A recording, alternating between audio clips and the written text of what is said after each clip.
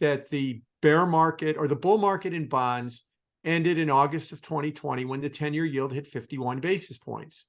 That means that as of August of 23, we've started the fourth year of a bear market. Now, the bull market in bonds went 40 years. The one before that went 35 years. The bear markets go, 20 to 30 years. So that means we're probably in a period of ever higher interest rates as we move forward. That's not necessarily for a bond investor.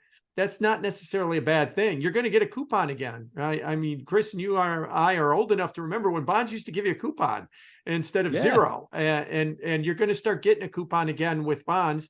You just have to be careful with the price. And so why has the bond market turned? I think there's a combination of two things that's caused it to turn. I think the first one is that the cycle on inflation has turned, that we've bottomed out on inflation and we're in a period of ever higher inflation. Now that I've said ever higher, I don't mean 10, 12 Zimbabwe higher. I mean like 3 or 4% versus 2, a doubling of the interest rate. In the bond market, that's a big deal. And so we're going to have to deal with that. Compounding that is, you're right, the fiscal response, the monetary response has been the same as it was prior to 2020. And that is just print money, spend money like crazy, dump money into the economy to kind of, electric shock the patient back alive. And all that does is produce more inflation. And that's going to be the answer that I think we're going to see from here. And so those deficits that you talked about and all of that supply in bonds is going to continue. So we're going to be in a period of higher interest rates.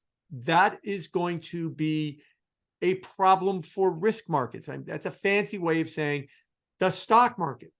According to the University of Chicago and Ibbotson and Associates, they've done long-term studies in the stock market. It should return you 9% a year. That's its long-term average.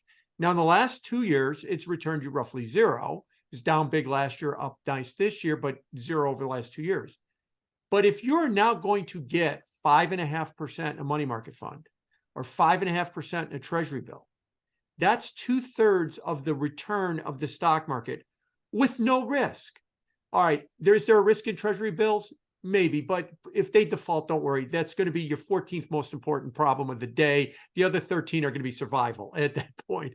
So don't worry about treasury bills defaulting. But nevertheless, there is an alternative. I could get most of the stock market's gain with no risk. That wasn't the case in 2019. So this higher interest rate thing, and I think brought about by inflation, is going to be the dominant story pretty much for the rest of the decade.